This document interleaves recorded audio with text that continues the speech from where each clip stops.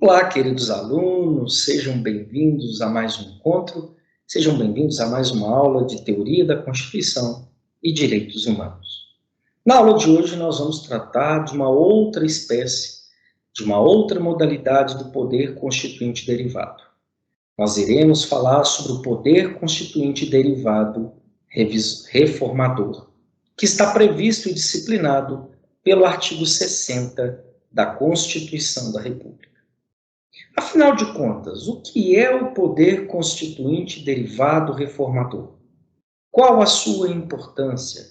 Quais são os seus limites? Quais são as questões controvertidas sobre o seu exercício? Essas são algumas questões que nós vamos discutir nesta aula, neste encontro. O poder constituinte derivado reformador, ele tem sua legitimidade, o seu fundamento no próprio poder constituinte originário. E ele é caracterizado justamente por ser aquele poder conferido a determinadas pessoas para poder proporem alterações e modificações no texto constitucional. Então, nós podemos dizer que o poder constituinte derivado reformador é o poder para reformar, para poder modificar, para poder alterar o conteúdo da Constituição mediante a edição das emendas constitucionais. Obviamente que o processo de elaboração das emendas à Constituição estará sujeito a uma série de limites, que estão expressamente previstos no artigo 60 da Constituição da República. O artigo 60 da Constituição da República irá disciplinar os aspectos mais relevantes e irá tratar das limitações ao exercício do poder constituinte derivado reformador. Enquanto um poder constituinte derivado, ele é juridicamente limitado. Então, pessoal, nós podemos perceber que o poder constituinte derivado reformador é justamente esse poder de elaborar emendas à Constituição, de promover alterações, modificações no texto constitucional, justamente partindo do pressuposto que um texto constitucional ele não deve ser imutável. É natural que, à medida em que a sociedade evolua, é natural em que, à medida em que as relações sociais se transformem, é natural em que, na medida em que os valores e anseios sociais se modifiquem, que sejam realizadas alterações no texto constitucional de modo a adaptá-lo e a adequá-lo à realidade na qual ele será aplicado. Percebam a importância que as emendas à Constituição têm para a garantia desta coesão, dessa simbiose entre o texto constitucional e a realidade jurídica, a realidade fática, e jurídica na qual ele será aplicável. Daí a importância de que, à medida em que a sociedade passar por transformações, à medida em que novos valores, novos anseios, novos desejos, novas aspirações surjam, a Constituição seja adaptada a esta nova realidade.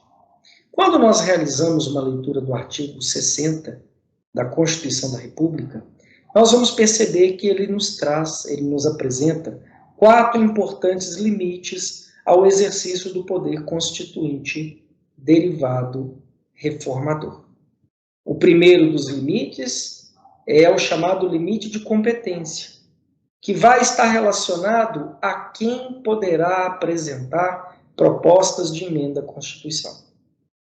O segundo dos limites é o limite de procedimento, que vai estabelecer qual é o procedimento, qual é a forma, quais são as formalidades que deverão ser observadas para que eu possa promover mudanças no texto constitucional.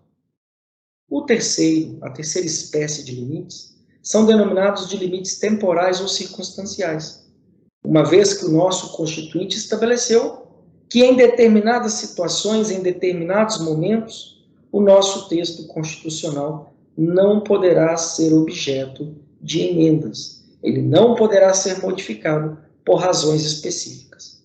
E, por fim, os chamados limites de materiais ou limites de conteúdo, que são aqueles limites à alteração de determinadas matérias, de determinados assuntos que o constituinte originário, que o poder constituinte originário estabeleceu como sendo essenciais à existência do Estado brasileiro e elementares à sua organização. Percebam bem, portanto, que o próprio poder constituinte originário, no texto constitucional, mais especificamente no artigo 60, estabeleceu de forma muito clara quem, quando, por qual procedimento e sobre quais matérias poderia promover alterações no texto constitucional. Portanto, o constituinte originário estabeleceu limite de competência, limite temporal ou circunstancial, limite de procedimento e limites materiais ao exercício do poder constituinte de reforma. O poder constituinte derivado reformador, que é o poder de reformar a Constituição através da edição de emendas à Constituição. O que nós faremos a partir de agora é analisar cada um desses limites estabelecidos pelo poder constituinte originário. Cada um desses limites descritos no artigo 60 da Constituição da República, para compreendermos que o poder de reformar, o poder de alterar o conteúdo da Constituição, ele está sujeito a determinados limites que devem ser observados pelos nossos legisladores durante a elaboração de propostas de emenda à Constituição. O primeiro dos limites é o denominado limite material. O limite de competência. O primeiro dos limites que nós vamos discutir é justamente o limite estabelecido pelo Constituinte originário acerca de quem são as pessoas ou órgãos que podem apresentar propostas de emenda à Constituição. E da leitura do artigo 60, nós vamos perceber que já ali no seu parágrafo 1º, o nosso Constituinte originário estabeleceu que apenas algumas pessoas, apenas alguns órgãos têm legitimidade, teriam competência para apresentar propostas de emenda à Constituição. E são eles: o Presidente da República, 1/3 dos membros da Câmara dos Deputados, 1/3 dos membros do Senado Federal e mais da metade das Assembleias Legislativas dos Estados, manifestando-se cada uma delas pela maioria relativa de seus membros. A primeira observação que nós devemos fazer é: não é qualquer pessoa que pode apresentar, não é qualquer pessoa que pode deflagrar a pretensão de promover reformas na Constituição. Não é qualquer pessoa que tem legitimidade para apresentar propostas de emenda à Constituição. O nosso Constituinte originário limitou a apenas esses 4 legitimados: o Presidente da República, 1/3 dos membros da Câmara dos Deputados, 1/3 dos membros do Senado Federal e mais da metade das Assembleias Legislativas, manifestando-se cada uma delas pela sua maioria relativa. Outra importante consideração é que vocês puderam perceber que o povo não tem legitimidade para promover mudanças na Constituição de forma direta. Não foi reconhecida ao povo legitimidade, competência de iniciativa popular para apresentar propostas de emenda à Constituição. O que, de certa forma, pessoal, representa um retrocesso, representa um atraso histórico, uma vez que a partir do momento que eu reconheço que a Constituição da República Federativa do Brasil é uma Constituição cidadã, uma Constituição de um Estado democrático, andaria melhor o Constituinte originário se ele tivesse reconhecido esta legitimidade ao povo. Ah, professor, mas por que isso não foi feito? À época, houve algumas discussões e alguns constituintes acreditavam que seria extremamente arriscado e que poderia haver um comprometimento à estabilidade institucional do Estado brasileiro se você reconhecesse poder ao povo para apresentar propostas de emenda à Constituição, tal como acontece em relação à possibilidade do povo apresentar propostas de leis ordinárias, a iniciativa popular de leis. E qual foi o principal argumento adotado pelos constituintes? É que o povo seria movido por paixões, seria movido por interesses, seria movido pelos movimentos políticos e sociais, e que isso poderia dar aso a emendas à Constituição despropositadas, irrazoáveis, desconexas com a realidade, e isso poderia acarretar uma situação de insegurança, de instabilidade institucional. Particularmente não vejo como esses argumentos podem prosperar. Porque, primeiro, pessoal, nós estamos falando de uma competência de iniciativa. Nós estamos falando da competência para apresentar a proposta de emenda à Constituição. Não significa que ela necessariamente precisará ser aprovada. E não significa que ela não esteja sujeita a emendas parlamentares. Então, seria plenamente possível que o constituinte originário reconhecesse legitimidade, reconhecesse competência ao povo, e os deputados e senadores, durante o processo de tramitação das propostas de emenda à Constituição, pudessem fazer emendas, pudessem modificar redações, de modo a corrigir excessos, a eliminar imprecisões, né? Ou até mesmo poderiam votar pela rejeição da proposta de emenda à Constituição. Então, muitos autores vão sustentar que o constituinte poderia ter ampliado o aspecto democrático e a participação democrática no âmbito do Estado brasileiro, reconhecendo a possibilidade de que o povo apresentasse, né, propostas de emenda à Constituição, desde que atingidos determinados requisitos, né, uma quantidade mínima de assinaturas, a sua distribuição por parte do território nacional, ou outras limitações voltadas a racionalizar este processo de criação de emendas à Constituição. Então, nós vimos aqui que nem todos têm legitimidade e competência para apresentar propostas de emenda à Constituição. Apenas aqueles cuja legitimidade foi reconhecida pelo artigo 60, parágrafo 1º da Constituição. Da mesma forma que nós temos os limites de competência, nós temos os limites temporais ou circunstanciais. O artigo 60 da Constituição da República, ele estabelece que a proposta, né, que a Constituição, ela não poderá ser emendada na vigência do estado de defesa, do estado de sítio e da intervenção federal. E por que motivo, professor, isso aconteceu? Observe, pessoal, que o dispositivo, ele fala que a Constituição não pode ser emendada durante essas 3 situações excepcionais, que são marcadas por serem momentos de grave instabilidade institucional, de grave conturbação da ordem pública. Para vocês terem uma ideia, eu posso ter um estado de sítio durante uma guerra declarada, durante uma invasão estrangeira, durante uma situação de calamidade pública, de graves proporções da natureza. Então percebam bem que o nosso constituinte originário entendeu que nestes momentos de instabilidade, nesses momentos em que há um grave comprometimento à ordem pública, à estabilidade institucional, não seria salutar, não seria adequado e, portanto, seria arriscado a possibilidade de emendar a Constituição. Observe, portanto, que nós estamos diante do estado de defesa, estado de sítio e intervenção federal. O artigo 60 não fala em intervenção estadual. Fiquem atentos a isso. Outra observação que deve ser feita é que o artigo 60 fala que a Constituição não pode ser emendada durante a vigência dessas 3 situações excepcionais. Isso faz com que muitos autores digam o seguinte: olha, eu posso até apresentar a proposta de emenda à Constituição, ela pode ser até protocolada na Câmara dos Deputados ou no Senado Federal, mas ela não pode ser discutida e votada. O que não pode haver é o ato de emenda.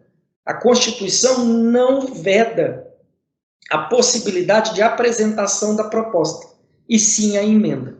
Esse entendimento é um entendimento muito interessante, porque ele dá a guarida, abre a possibilidade de que durante o estado de defesa, o estado de sítio e a intervenção federal, possam ser apresentadas propostas de emenda à Constituição. O que não pode ocorrer é a sua votação e a sua aprovação. Outra questão interessante, pessoal, que vocês devem perceber, é que, além dos limites de competência, o limite circunstancial ou temporal, a nossa Constituição também traz limites procedimentais, também chamados por alguns autores de limites formais. E quais são eles? O nosso Constituinte estabeleceu que as emendas à Constituição, para que elas possam ser aprovadas, elas precisam ser votadas e discutidas em cada casa legislativa em 2 turnos. E elas precisam ser aprovadas em cada turno de votação por 3/5 dos seus membros. Note claramente que nós temos aqui um procedimento extremamente burocrático, um procedimento extremamente rígido, o que inclusive faz com que nós classifiquemos a nossa Constituição como sendo uma Constituição rígida ou super rígida para os autores.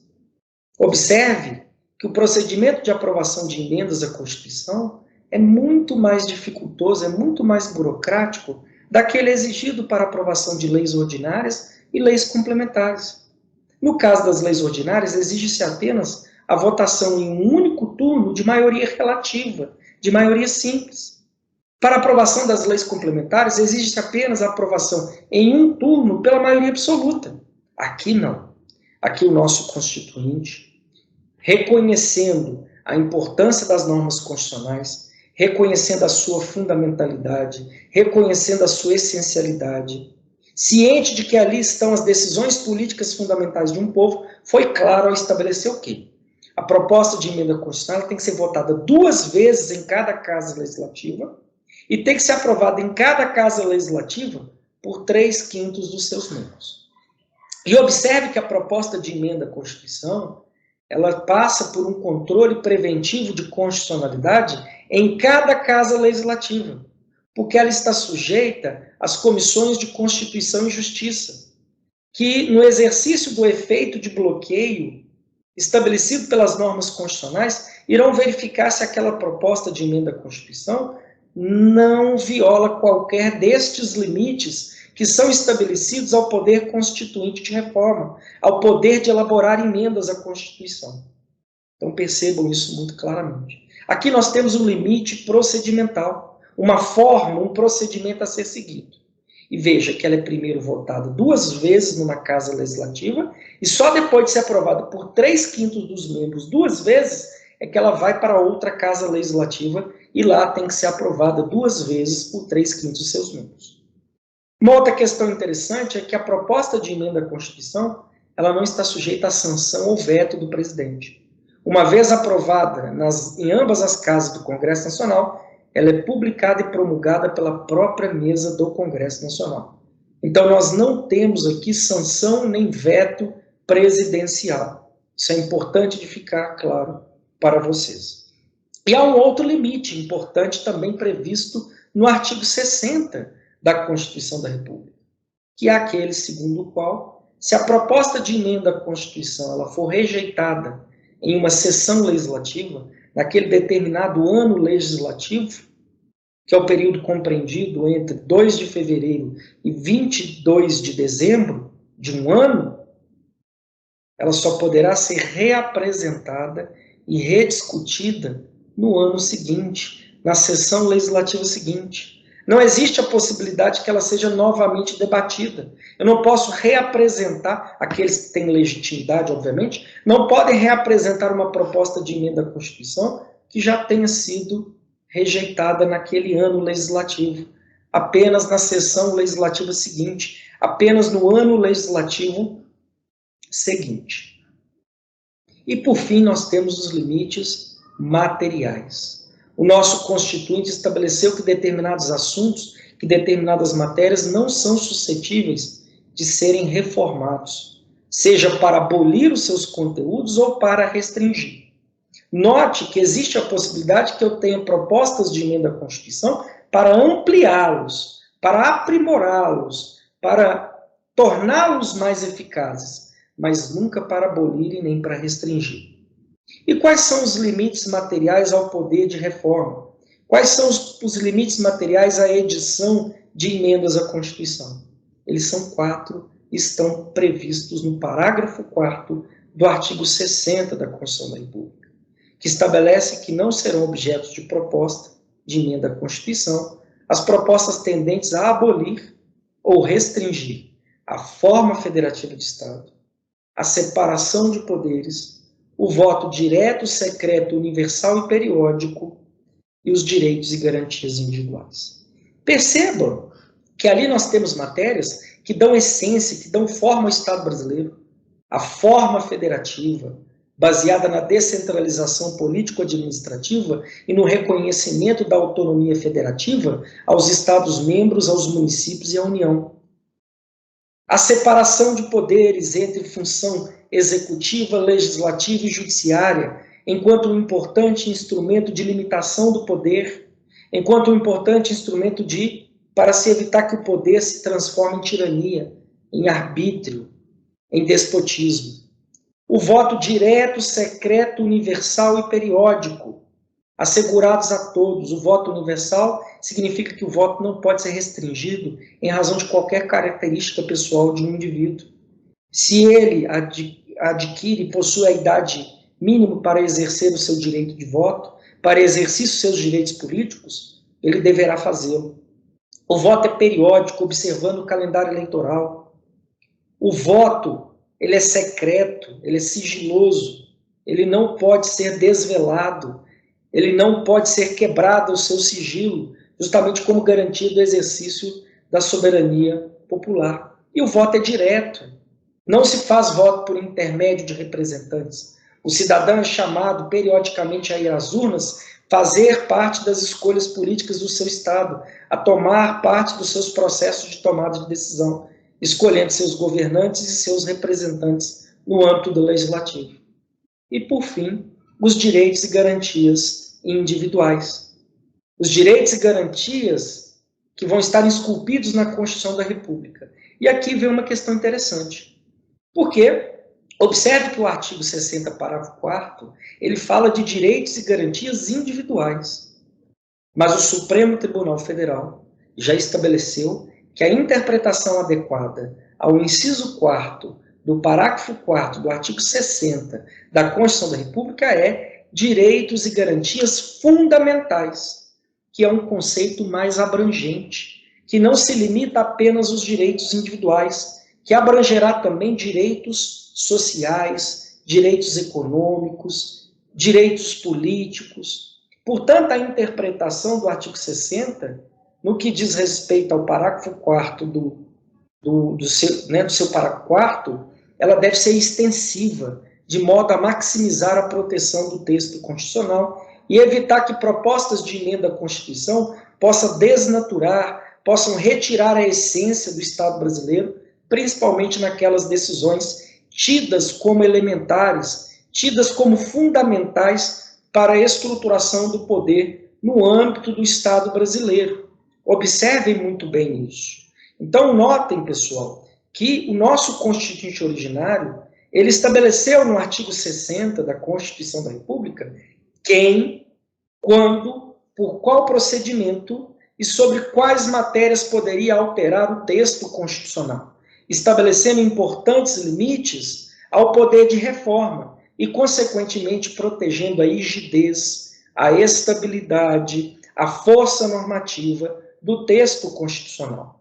Obviamente que o Constituinte originário não poderia deixar de prever um procedimento de alteração da Constituição, porque tinha ciência de que a sociedade transforma, a sociedade passa por mudanças, e necessariamente a Constituição deve ser capaz de se adaptar e se amoldar a esses novos anseios, a esses novos desejos e essas novas demandas sociais. Ali no artigo 60 nós temos o que chamamos de cláusulas pétreas, núcleo duro e intangível do texto constitucional, que não pode ser modificado. Aquelas matérias ali referidas e aquelas normas que estabelecem limitações ao poder constituinte reformador são cláusulas pétreas e, portanto, também não podem ser modificadas. Então, nós vimos aqui o que é o poder constituinte derivado reformador e os seus limites e a sua importância. Desejo a todos excelentes estudos, excelentes reflexões e um grande abraço, pessoal. Até mais. Tchau, tchau.